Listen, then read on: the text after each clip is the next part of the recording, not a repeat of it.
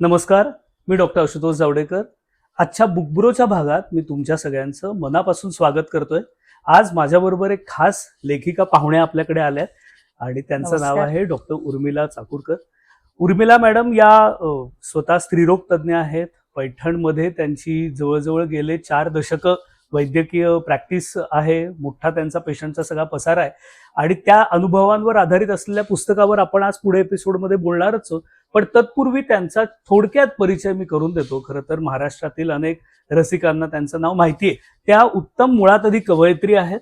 अत्यंत सेन्सिबिलिटी ज्याला एक सामाजिक म्हणतात तशी त्यांच्या सगळ्या लेखनात दिसते, विशेषतः कवितांमध्ये दिसते. आणि त्या फक्त मोठ्यांसाठी लिहित नाहीत तर कुमारवय किंवा जे बालवय आहे त्यांच्यासाठी देखील लिहितात. अग्निशिखा कावेरी हे त्यांचं जे कुमारांसाठीचं नाट्य आहे ना, मला वाटतं ते.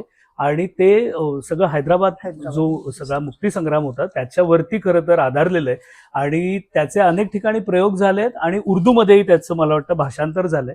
विठोबा हा जो त्यांचा कविता संग्रह आहे त्याचं हिंदी आणि इंग्रजीमध्येही भाषांतर झालंय आणि अनेक त्यांची आतापर्यंत पुस्तकं देखील आलेत. म्हणजे जितक्या त्यांचा दशकांचा वैद्यकीय व्यवसायाचा अनुभव आहे तितकाच दशकांचा आता त्यांचा लेखनाचाही खरं तर सगळा पसारा आहे. तर अशा मोठा लेखन परिसर असलेल्या आणि मोठा अनुभव विश्व आपल्या गाठीला ठेवून ते लेखन समर्थपणे करत लेखिका आज आपल्यासोबत बुकब्रो मध्ये आल्या.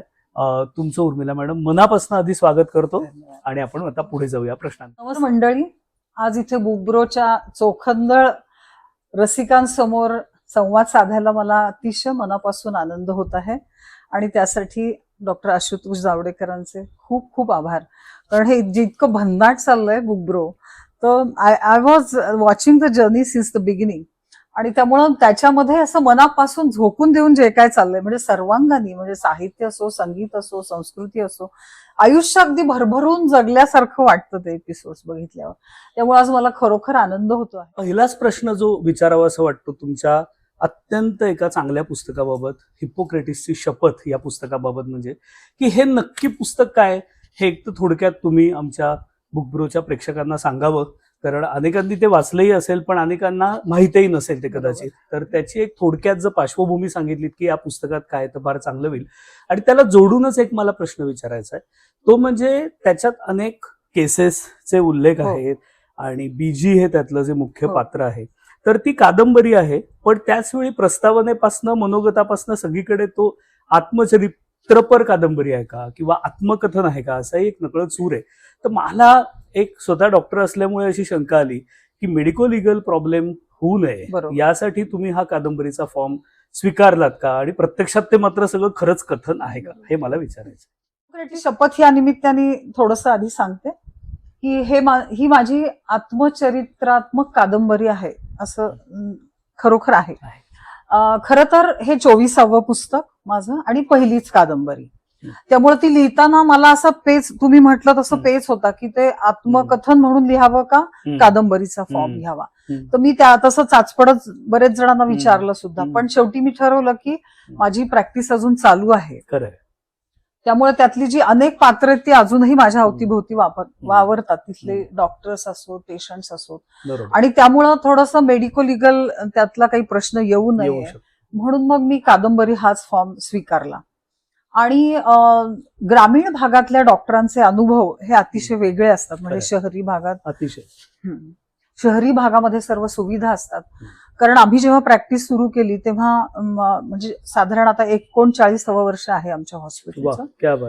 तर पैठणला काहीच सुविधा नव्हत्या आणि त्या पार्श्वभूमीवर स्त्रीरोग तज्ज्ञ म्हणून जाणारी मी पहिलीच.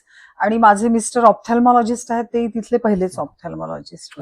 तर आम्ही जाणून बुजून खेड्यात प्रॅक्टिस करायचं ठरवलं कारण ग्रामीण भागातल्या लोकांना सुविधा काहीच नव्हत्या तिथे. आणि माता मृत्यू दर म्हणजे आपण जे मॅटर्नल मॉर्टॅलिटी म्हणतो, चाइल्ड मॉर्टॅलिटी, इन्फंट मॉर्टॅलिटी, ते खूप होतं. म्हणून अगदीच आदिवासी वगैरे भागात जाण्यापेक्षा आपल्या पॉकेटमध्ये असं आहे तर तिथे जायला पाहिजे म्हणून आम्ही पैठण निवडलं. आणि मग तिथं पहिलं सिझेरियन, पहिलं इन्फर्टिलिटी क्लिनिक म्हणजे इंटरनल IUI वगैरे वगैरे, एचएसग्राफी, पहिलं ऑपरेशन, पहिलं सिझेरियन, असं सगळं, पहिली सोनोग्राफी, असं सगळं आम्ही सुरू केलं. आणि त्या म्हणजे अभावातल्या प्रवासाचा म्हणजे हा जो पुढं जे अनुभव येत गेले ते इतके दाहक भेदक होते की ते लिहायलाच पाहिजेत असं मला सुरुवातीपासून वाटत असेल. पण सुरुवातीला तुम्हाला तर माहिती की आपण जेव्हा नवीन ठिकाणी जातो तेव्हा खूप आव्हानं असतात प्रॅक्टिस सेट करण्यासाठी. तर ती आव्हानं पेलण्यातच माझं सुरुवातीची 14 वर्ष गेली आणि 14 वर्ष तुम्ही म्हणताय, बापरे. आणि माझी जी बाड होती लिहिलेली म्हणजे कविता संग्रह होता तो तसाच बाजूला राहिला. मग तो नंतर आला 14 वर्षाचा वनवास आपण काही म्हणायला हरकत नाही. खरी बाळं आधी बाहेर आली आणि मग पुस्तकरूपी बाळं नंतर आली असं म्हणायला पाहिजे. आणि ही माणसं जाणून घेता आली मला, समाजाचे अनुभव आले आणि ते लिहायला वेळच नव्हता सुरुवातीच्या प्रॅक्टिसच्या रेट्यामध्ये. आणि म्हणून मग ही कादंबरी यायला खूप उशीर झाला. 2022 साली ही कादंबरी. आपल्या सगळ्या मानवी संस्कृतीत बाळ होणं ही फार मोठी, अवघड आणि स्त्रीला नेहमीच आव्हानात्मक तिच्या खरं जगण्याला असलेली गोष्ट आहे. आणि त्याच्यात जेव्हा त्याला सामाजिक कल्पनांची पुटवरती असतात की मुलगाच हवा किंवा हे हवं, हे जे सगळं एक अजून अस्तर असतं, त्यांनी ती मुळात अवघड जी बायोलॉजिक गोष्ट आहे म्हणजे जैविक पातळीलाही जी अवघड गोष्ट आहे ती आपण सामाजिक पातळीलाही अधिक अवघड करून ठेवली. आणि त्यात तुम्ही अशा ग्रामीण भागामध्ये जिथे नक्कीच अनेक आव्हानं तुम्हाला या सगळ्या पातळ्यांवर आली असणार, तिथे अनेक केसेस केल्यात. या पुस्तकात आपण अनेक केसेसचे तपशील वाचताना अंगावर काटा येतो. म्हणजे मी स्वतः डॉक्टर असून देखील, मला साधारण एक ते क्षेत्र माहिती असून देखील वाचताना मला असं वाटलं की किती अवघड पद्धतीने तुम्ही हे काम केलंय. जर काही त्यातल्या एक महत्वाच्या तुमच्या केसेसच्या अनुभवांविषयी जे तुम्ही पुस्तकात चितारल्यात त्याविषयी सांगितलं तर चांगलं. तुम्ही म्हणालात त्याप्रमाणे सृजनाचा अनुभव खूप मोठा असतो स्त्रीच्या आयुष्यामध्ये. आणि जेवढं डॉक्टर त्यामध्ये इन्व्हॉल्व असतो स्त्रीरोग तज्ञ, त्यावेळेला ते नाट्य जेवढं अनुभवता येतं स्त्रीरोग तज्ञाला ते बाहेर दुसऱ्या कोणाला येत नाही. आणि प्रत्येक प्रसूती मागे स्त्रीरोग तज्ञ ही काही वर्ष तिचं आयुष्य कमी होत जातं किंवा ती स्वतः जिजते. आणि बाळांनी पहिला टॅहा केला की आमचाही श्वास थोडासा निश्वास जीव भांड्यात पडतो असं म्हणायला हरकत नाही. तर त्या दृष्टीने हे तलवारीच्या धारेवरचं जीणं असतं, कायम सजग आणि अलर्ट राहावं लागतं. तर आणि आपल्याकडचा जो तुम्ही म्हणालात तसं की मुली न होऊ देणे हे त्या काळी खूप होतं की सगळ्यांना मुलगाच हवा होता. आणि अशीच एक केस आली होती की चौथी वेळ होती तिची, 3 मुली होत्या पहिल्या आणि त्या सुरुवातीपासून यायच्या तर दरवेळेला मॅडम तुमच्यामुळे मुलगा तरी माझ्यामुळे कसं असणार आहे. तर तरी मी त्यांचं पुष्कळ काउन्सिलिंग म्हणजे प्रत्येक व्हिजिट मध्ये करत असे. पण शेवटी ती वेळ आली की चौथी मुलगीच झाली आणि मी आपली एपिसिओटॉमी म्हणजे टाके दिलेले प्रसूतीनंतरचे शिवून बाहेर येते तोपर्यंत बेबी बाथ देऊन ते बाळ हस्तांतरित केलेलं होतं आजीच्या. म्हणजे ती माहेरी आली होती राजस्थानातल्या सासरमधून ती मुलगी. आणि तिची आजी मी सूचर देऊन जाते ना जाते तो मी पाहिलं तर ती अशी मान मुरगळून ते बाळ मारायचा प्रयत्न करत होती. तर मी सगळं म्हणजे सोडलं आणि ते आधी ते बाळ हिसकावून घेतलं, रिससिटेट केलं आणि आमच्या सिस्टरच्या हातात दिलं. नंतर त्यांना खूप रागवले, काउन्सिलिंग केलं आणि म्हटलं माझ्याकडे ठेवा तुम्हाला नको असेल तर इतकं. आणि त्यांना दिलं नाही घरी जाईपर्यंत ते बाळ. म्हणजे पाजायला सुद्धा आमच्या सिस्टरच पाजायच्या दूध वगैरे. पण घरी गेल्यावर तर ते त्यांच्याच हातात जाणार होतं. इतके वेदक अनुभव असे. फारच हा अंगावर काटा आणणारा अनुभव आहे. कधी कधी हा मुद्दा नसतो, सामाजिक नसतो, पण प्रत्यक्ष कॉम्प्लिकेशन डिलिव्हरी मधलीच असतात आणि त्याचीही वर्णनं तुम्ही केली. अशी एखादी सांगता? खरं म्हणजे आता सगळं सुसज्ज गोष्टी असतात हॉस्पिटलमध्ये शहरी भागामध्ये. तर त्यावेळेला तिथे भूलतज्ञ म्हणजे अजूनही भूलतज्ञांची वानवाच आहे पैठणला. तर त्यावेळेला तर कुणीच नसायचं. तर आम्ही एक प्लासेंटा प्रिव्हिया म्हणजे जेव्हा वर प्लासेंटा जेव्हा गर्भाशय मुखाजवळ असते तेव्हा सिझेरियन करायचं होतं पेशंटचं. ब्लड आणून रिझर्व्ह करून फ्रीजमध्ये ठेवलेलं होतं. नातेवाईकांना सांगून ठेवलं होतं की आता आपल्याला 2 दिवसांनी करायचं आहे कारण की दिवस भरले नव्हते. मग ते गेले सगळे निघून नातेवाईक रात्री गावाकडे खेड्यामध्ये. म्हणजे सिझेरियन सांगितलं म्हणून नाही की बाबा वेळ आहे म्हणून. आणि तिच्याजवळ कुणीही नाही, एक छोटी मुलगी फक्त. आणि रात्री तिला ब्लिडिंगचा एपिसोड सुरू झाला. मग रात्री आम्हाला तिला घेणं भाग होतं टेबलावर. नातेवाईक नाहीत, कोणी माणसं नाहीत तिची ओळखीची. आणि मग आम्ही तिला टेबलावर घेतलं. बापरे. म्हणजे अशाही प्रकारचे अनुभव येऊ शकतात हा, सगळ्या. की, म्हणजे कळा सुरू झाल्यावरती आता आपल्याकडे कसं काळजीनी सासू नवरा सगळे दवाखान्यात ताबडतोब घेऊन जातात, 9 महिने दाखवलेलं असतं. पण अशा पण पेशंट त्या काळी खूप यायच्या की ती म्हणतीये की मला खूप दुखतंय पोटात, तर नवराही लक्ष देत नाहीये, सासूही लक्ष देत नाही. अगं थोडा चहा कर, थोडं माझ्यासाठी अमुक टाक, मग मी मिश्री करते, मग जाऊ, मग नंतर मग थोडस भाजी कर, मग जाऊ, असं होईपर्यंत. आणि खेड्यातून पैठणला यायचंय आणि तो ट्रान्सफर्सला आहे, तर तो हात खाली आलेला बापरे पेशंट दवाखान्यात येईपर्यंत. बापरे. आणि रात्री 7ची वेळ गुजारलेली ते सगळं त्यांचं पूर्ण हे होईपर्यंत. आणि ते म्हणाले की नाही तुम्हीच करा सीझर, काय होईल ते हो. मी थोडा प्रयत्न करून बघितला की ते हात मध्ये ढकलून नॉर्मल ते व्हर्शन जे करतात की डोक्याकडून किंवा पायाकडून जर झालं तर मग नॉर्मल डिलिव्हरीची शक्यता असते. पण मग ते सगळं सीझर करावं लागलं अत्यंत अभावाच्या परिस्थितीत. म्हणजे ट्रान्सफर्सला हँड प्रोलॅप्स म्हणजे काहीही होऊ शकतं. म्हणजे असाही एक अनुभव. सुरुवातीच्या वैद्यकीय प्रॅक्टिसच्या काळात तर पैठणमध्ये नक्कीच काही गोष्टी कमी असतील. तर अशा वेळी कुठली अशी केस काही आली होती का की जिथे आपल्याला ती साधनं अपुरी आहेत हे माहिती आहे, पण तरी तुम्ही करण्याचा प्रयत्न केलात किंवा साधनं अपुरी आहेत त्यामुळे करता आलं नाही दुर्दैवाने? रुक्सानाची केस जे पहिलंच प्रकरण आहे त्याच्यामध्ये खरं तर मी ती अभिवाचन करायला गेले. ती कादंबरी प्रभाकर बागले सरांना मी ती पहिल्यांदा वाचून दाखवली. तर त्यांना थोडा दृष्टीचा प्रॉब्लेम असल्यामुळे ते म्हणाले वाचून दाखवा तुम्ही, तर मी ती वाचून दाखवायला लागले. तर वाचताना मला परत कळ आले ते, म्हणजे इतकं ते भेदक होतं. कारण अनुभव आणि तो इतका खोलवर रुजून बसलेला अनुभव आहे की आपल्यामुळे एखादी स्त्री मृत्यू पावलेली आहे, मुलगी म्हणा, स्त्री म्हणण्यापेक्षा अनुभव फक्त. हो नक्की. कारण ती एक अनमॅरिड म्हणजे मुलगी होती आणि तिला काही लोकांनी गैरफायदा घेतल्यामुळे प्रेग्नन्सी राहिली. त्या बिचारीला इतकी ती वयाने कोवळी आणि इनोसंट निष्पाप की तिला ते कळलंही नाही. आणि पाहता पाहता तो 5 महिन्याचा झालेला गर्भ. आणि मग ते मोकळं करून घेण्यासाठी म्हणून गंगापूरहून पैठणला आलेले. कारण डॉक्टर राघवेंद्र गंगापूरला होते, त्यांचा तिथे प्रचंड पेशंटचा विश्वास होता. तर ते गपचूप करून घ्यायचं असतं की अब्रूला काही धोका नको. तर हे सगळं गोष्टी तुमच्याकडे आले. खर्चही कमी लागेल आपल्या ओळखीच्या डॉक्टरांकडे. तर तिथे असं झालं की दुर्दैवाने त्या अबॉर्शनच्या प्रोसेसमध्ये ती मुलगी DIC मध्ये गेली. DIC म्हणजे डिसेमिनेटेड इंट्राव्हेस्क्युलर कोॲग्युलेशन. म्हणजे रक्त गोठतच नाही, रक्ताच्या गुठळ्या तयार होतात आणि अतिशय रक्तस्राव व्हायला लागतो. दुर्दैवाने ही खूप रेअर कॉम्प्लिकेशन आहे, पण ती नेमकी तिच्यातच झाली. तिची आई आली नव्हती, फक्त वडील आणि मुलगीच आलेले होते. जर माझ्या हाताशी सुसज्ज लॅब असती म्हणजे आणि शिवाय ब्लड फॅक्टर्स ते त्या काळी कुठंच उपलब्ध, इव्हन मेडिकल कॉलेजला सुद्धा उपलब्ध नव्हतं. हो का? अच्छा. म्हणजे होल ब्लड द्यावं लागायचं. पण निदान ते सुद्धा नव्हतं पैठणला. तर समजा ब्लड दिलं असतं फ्रेश तर ती मुलगी वाचू शकली असती. तर हा जो अपराध भाव आहे. आणि कुठलंही डॉक्टर आत्मचरित्र खरं लिहिताना असं लिहू शकणार नाही की माझ्यामुळे ही केस गेली, वाया गेली असं. पण तो अपराध भाव डॉक्टरांच्या मनामध्ये असतोच सल. म्हणजे की कुठल्याही पेशंटचं चांगलं व्हावं हीच कुठल्याही डॉक्टरची भावना असते. किंवा मुद्दामून आपल्या पेशंटचं वाईट कुणी करतंय असंही नसतं.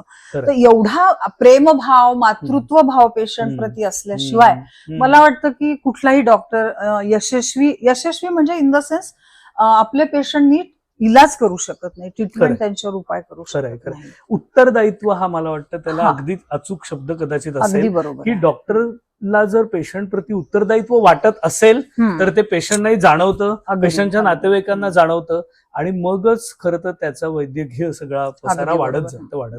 पुस्तकाचं शीर्षक खूप वेगळं आहे, हिप्पोक्रेटिसची शपथ.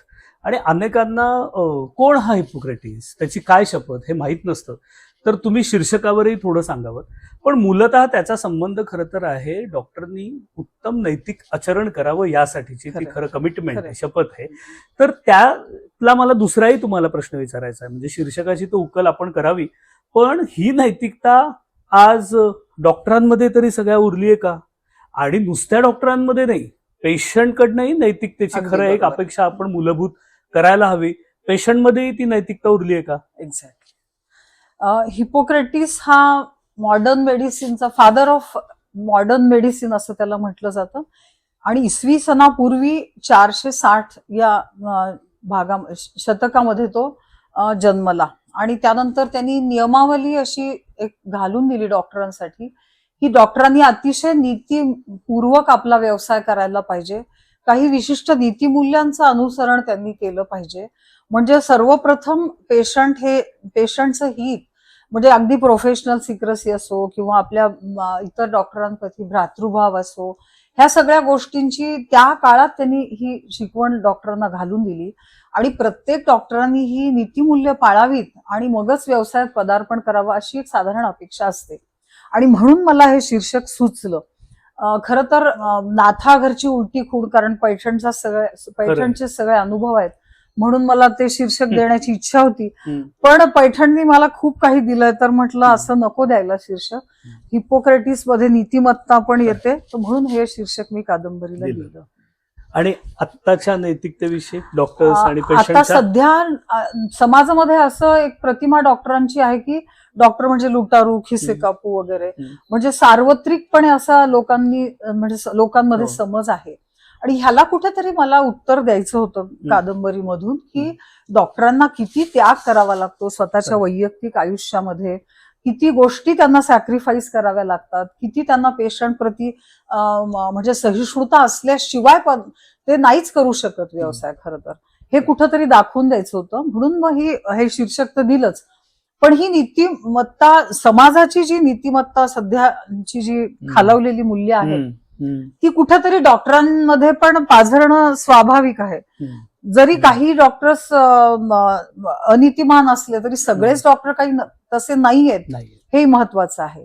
आणि त्याचा दुसराच रेसिप्रोकल भाग तुम्ही म्हटल्यासारखं की पेशंटची सुद्धा नीतिमत्ता तशी राहिली आहे का? जुन्या काळी डॉक्टरांना देव समजायचे, पण आता सेकंड ओपिनियन, थर्ड ओपिनियन, ह्या सगळ्या गोष्टी, पटकन डॉक्टर बदलणे, गुण आला नाही की नाही बाबा हे डॉक्टर ह्यांना काही कळत नाहीये, किंवा तातडीने काही ऍक्शन्स घेणे, लिगल ह्याच्यात कोर्टात खेचणे वगैरे. तर ही नीतिमत्ता दोन्हीकडून जो रॅपो आहे पेशंट डॉक्टर रिलेशनशिप, ही कमी झालेली आहे. त्यामुळे आणि फॅमिली डॉक्टर ही संकल्पना नष्ट होत चाललेली आहे. त्यामुळे हे कुठंतरी मला अधोरेखित करायचं होतं. तर कादंबरीमध्ये त्याचं सेफ्टी ऑफ डॉक्टर्स हा इश्यू एक झालाय नाही का मला. म्हणजे इथे तर मोठ्या शहरात तर अनेकदा हॉस्पिटलच्या काचाफोडा वगैरे असतच. तुमच्या इकडच्या भागांमध्ये वातावरण आहे, तसंच वातावरण आहे. म्हणजे निशंकपणे पेशंट घेणं आम्ही जसं सुरुवातीच्या प्रॅक्टिसच्या काळात करू शकत होतो तसं नाहीये.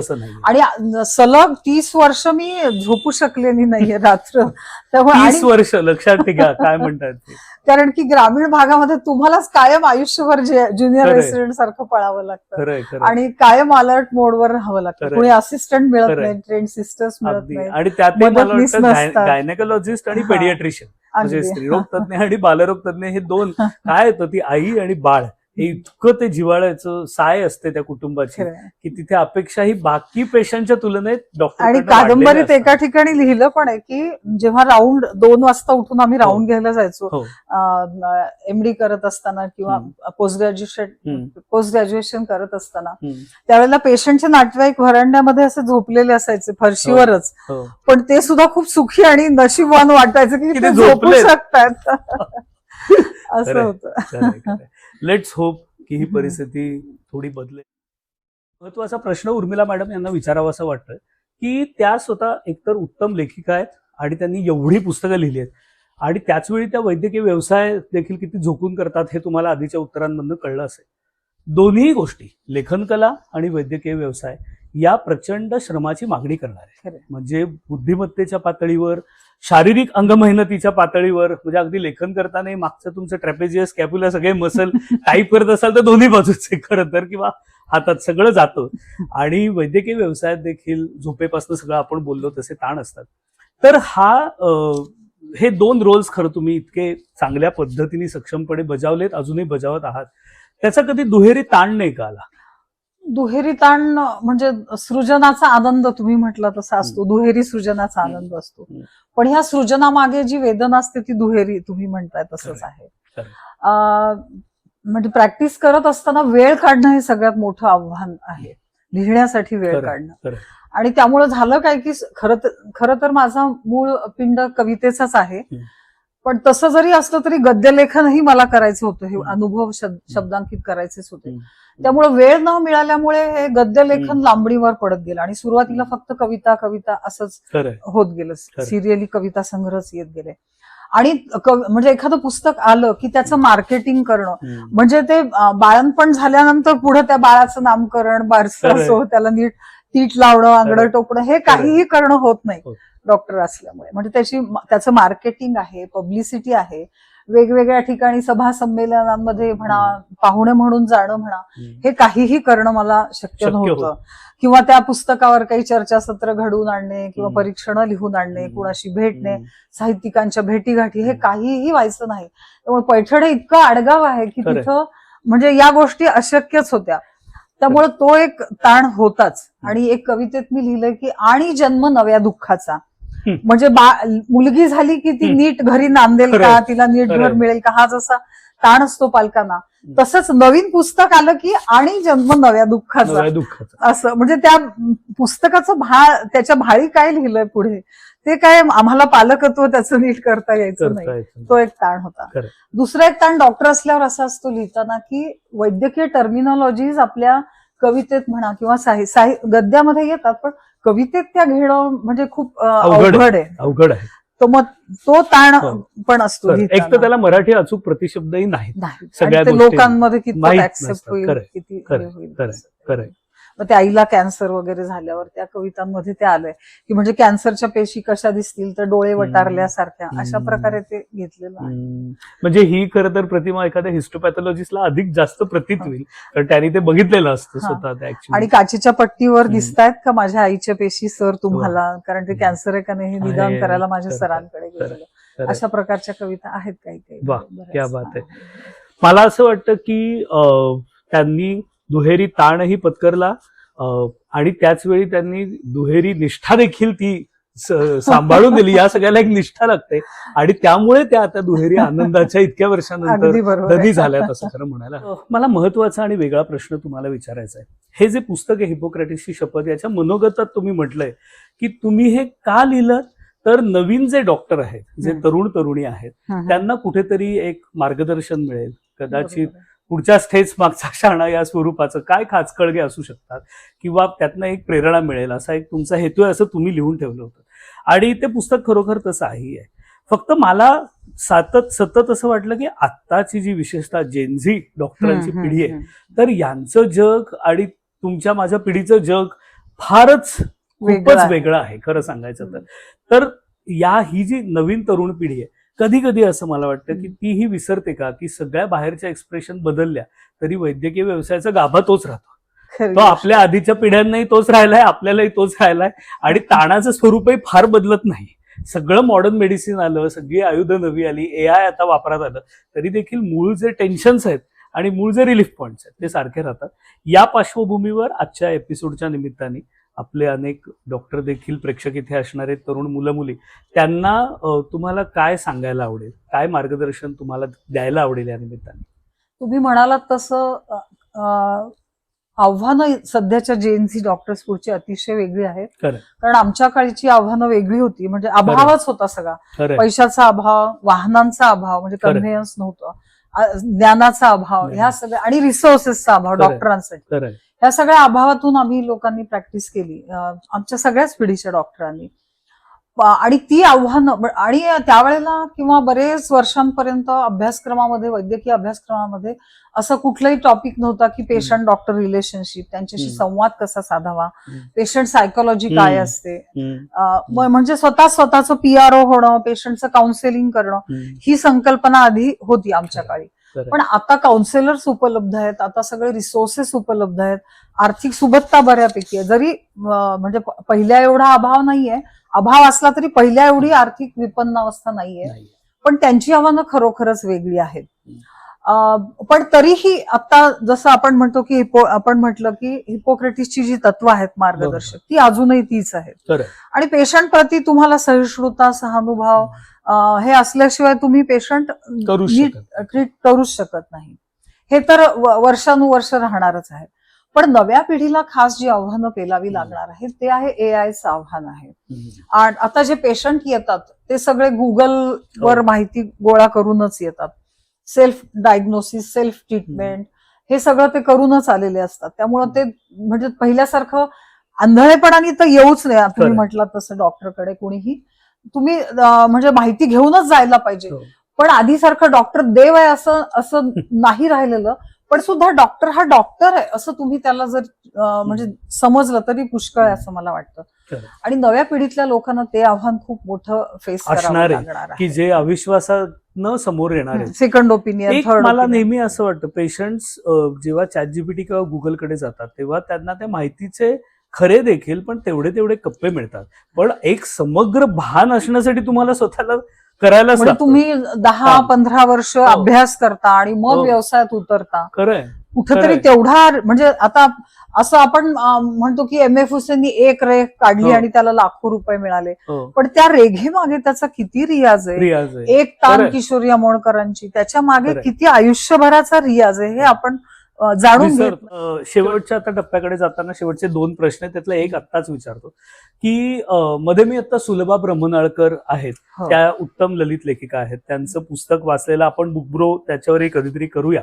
तर त्यांनी वैद्यकीय व्यवसाय मधनं निवृत्ती घेतली आणि त्यांचा बालरोग तज्ज्ञ म्हणून त्या कराडमध्ये काम करत होत्या आणि त्यांनी अख्खं झाल्यावर त्या म्हणाल्या की आता आपण थांबायचं. कोणी कोणी अनेक सल्ले दिले पण त्यांनी ठरवलं की नाही, आता मला सगळं माझं चांगलं चाललं असेल तरी थांबायचं. तुम्हाला व्यक्तिशः मला असं विचारावं असं वाटतं की आता तुम्हाला असं कधी पुढच्या टप्प्यावर असं वाटतं का की आता जी आतली फक्त लेखिका उर्मिला आहे तिला आपल्याला वेळ देण्यासाठी आता प्रॅक्टिस कमी तरी करावी किंवा सोडून द्यावी, का उलट तुम्हाला वाटतं की नाही प्रॅक्टिस करत राहावी? कुठंतरी थोडंसं तुम्हाला स्लो डाऊन होणं आवश्यक असतं.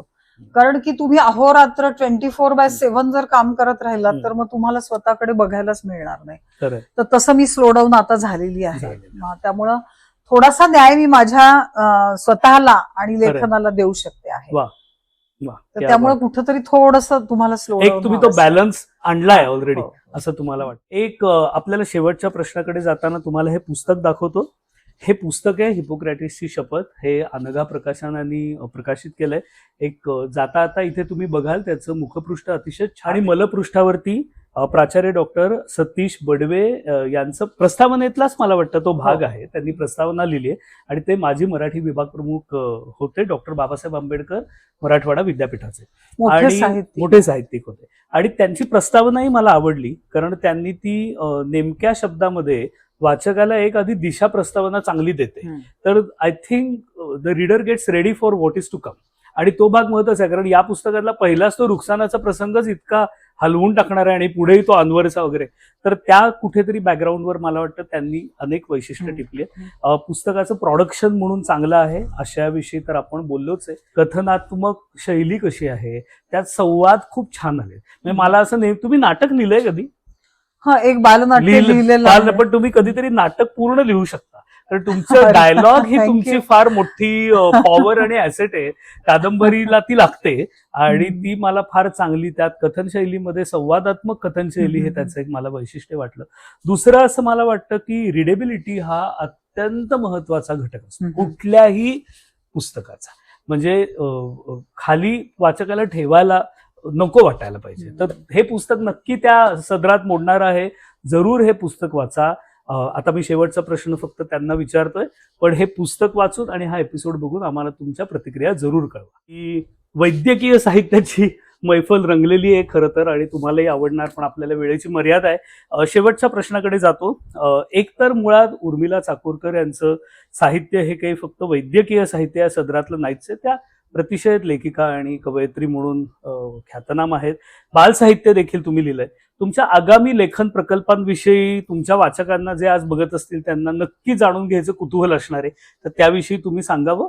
आणि एक मी विनंती करणार आहे की तुमचा जो कविता संग्रह आहे विठोबा, तर त्याच्यातली एक छान कविता तुम्ही ऐकून आजच्या एपिसोडची सांगता करावीत.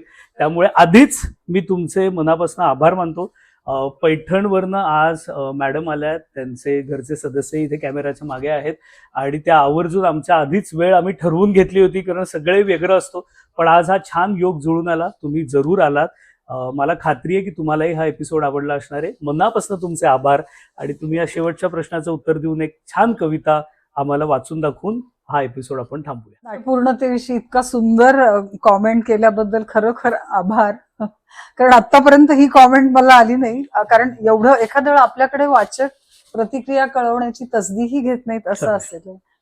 तर एकूण ही 24 पुस्तकं झालेली आहेत. आणि आगामी लेखन प्रकल्पांविषयी म्हणाल तर म्हणजे ह्याच्यातल्या मला एक गुजरते हुए पुस्तकाविषयी सांगायचं. पुस्तक एक माझ्या हातून चरित्राचं लेखन झालं. ते प्रोफेसर सादिक म्हणून दिल्लीचे मोठे वक्ते, चित्रकार, म्हणजे सुफिझमचे अभ्यासक, उर्दू आणि हिंदी असे दोन्ही भाषेतले लेखक, समीक्षक असं मोठं व्यक्तिमत्व आहे. आणि दिल्ली विद्यापीठाचे ते माजी विभाग प्रमुख होते उर्दूचे. तर त्यांचं मराठीतून चरित्र प्रथम मी लिहिलं. आता ते उर्दूतून आणि हिंदीतून येईल. तो म्हणजे आणि ते औरंगाबादला काही काळ होते, नांदेडला काही काळ होते, पण त्यांच्या आयुष्याचा मोठा भाग दिल्लीत गेलेला आहे. पण तरीही माझ्या हातून ते चरित्र मराठीत प्रथम लिहिल्या गेलं ह्याचा मला आनंद आहे. तर त्यालाही वाचकांचा अतिशय उत्तम प्रतिसाद आहे. आणि त्याशिवाय विठोबाचे हिंदी इंग्रजी आवृत्त्या त्याचं पण खूप स्वागत झालेलं आहे. आणि तुम्ही नाटकाचा विषय काढला तर अग्निशिखा कावेरी हे बालनाट्य हैदराबाद मुक्ती संग्रामावर जे लिहिलेलं आहे त्याचं उर्दूतून पण भाषांतर झालेलं आहे. त्याला भारा भागवत पुरस्कार महाराष्ट्र शासनाचा आहे. त्याचे खूप छान प्रयोग चालतात शाळेमध्ये. आणि आगामी म्हणाल तर जी अर्धवट राहिलेली माझी पुस्तकं आहेत ती सगळी म्हणजे काही लेख लिहून आहेत त्यातले पूर्ण करणे. सध्या सदर चालू आहे, त्याची पुस्तकं होती. आता कुठलं सदर सुरू आहे तुमचं? सध्या आपलं आजीच्या वाड्यात म्हणून सदर चालू आहे. शीर्षकच छान आहे. हा, तर मग ते 2 ह्याच्यात चालू आहे पेपर्स मध्ये. तर आजीच्या वाड्यातल्या गोष्टी जुन्या ज्या विसरून चाललोय आपण, अनेक शब्द विसरून चाललोय, अनेक वस्तू विसरून चाललोय, तर त्या सगळ्यावरच लेखन सध्या चालू आहे. अशी सगळी म्हणजे थोडक्यात अर्धवट लेख मला पूर्ण करणं असं आहे. आणि त्याच्यानंतर आणि स्वतःच्या म्हणजे हे वैद्यकीय आत्मचरित्र आहे. तर आता खरोखर लहानपणच्या भागाचं आत्मचरित्र लिहायचं आहे. अगदी मी तुम्हाला हे सुचवणार होतो, कारण या पुस्तकामध्ये ना तुम्ही वाचकाचं कुतूहल वाढवून ठेवलंय. तुम्ही लिहिलंय की मी गर्भश्रीमंत घरातला आहे आणि नंतर वेगळ्या घरात मी गेले आणि त्या पद्धतीचं वातावरण जे नुसतं गर्भश्रीमंत हे नुसतं पैशांच्या अर्थाने नव्हे, तर संस्कृतीचं आणि संस्कारांचं वातावरण तुमच्या ह्याच्यात होतं. हा उल्लेख आहे. आत्ताही तुम्ही पटकन सदराचं नाव घेतल्यावर मला मनात तेच आलं होतं. त्यामुळे जरूर तुमच्या अनुभवावर लिहावं. आणि कारण माझे आजोबा शामराव बोधनकर फार मोठे स्वातंत्र्य सेनानी होते, मुख्य नेते होते. आणि हैदराबाद मुक्ती संग्रामाचा लढा आमच्या वाड्यातच मेजॉरिटी लढला गेला नांदेडला. तर त्या म्हणजे चळवळीतल्या घरातली मुलं कशी वाढतात हे खूप जणांना कुतूहल. अगदी सुधीर रसाळ सुद्धा म्हणाले की मला उत्सुकता आहे. तर मग ते मला आधी लिहायचं आहे. सगळं बाकीच्या प्रकल्प फार महत्वाचं हे पुस्तक असेल. जरूर तुम्ही ते लिहा. आणि मी सुचवलं तसं या समीक्षकाचं म्हणणं ऐकून एक नाटक देखील लिहायचा घाट तुम्ही घाला. तुमच्या डायलॉजिक तुम्हालाच अर्पण करीन. अरे नाही, अर्पण कविता त्याची विनंती. विठोबातली कविता एक सादर करते. विठू पावतो. विठू पावतो साखर सम्राटांना, वाळू तस्करांना, जमिनी लाटणाऱ्या नरपुंगवांना. विठू पावतो साखर सम्राटांना, वाळू तस्करांना, जमिनी लाटणाऱ्या नरपुंगवांना. विठू पावतो. विठू पावतो गल्लीतल्या दादांना, दिल्लीतल्या गुंडांना, तसंच बेफाम बेलगाम बंडांना. विठू पावतो गल्लीतल्या दादांना, दिल्लीतल्या गुंडांना, तसंच बेफाम बेलगाम बंडांना. विठू पावतो. विठू पावतो देशी ललनांना, विदेशी तारकांना, झालंच तर समस्त तारांगणांना. डोकं टेकलं की तथास्तु म्हणतो. विठू पावतो देशी ललनांना, विदेशी तारकांना, झालंच तर समस्त तारांगणाला. विठू पावतो कोणालाही. विठू पावतो कोणालाही. डोळे उघडे तर आहेत, डोळे उघडे तर आहेत. आतल्या मोतीबिंदूंची पांढरी फेक फुलं, आतल्या मोतीबिंदूंची पांढरी फेक फुलं, कुणी आणि कशी काढावी, कुणी आणि कशी काढावी. धन्यवाद. क्या बात आहे. नमस्कार. आज इथं तुम्ही मला बोलवलं बुकब्रोच्या एपिसोडसाठी, त्याबद्दल मनपूर्वक आभार. आणि श्रोत्यांचे सुद्धा धन्यवाद. तुमचेही आभार. धन्यवाद.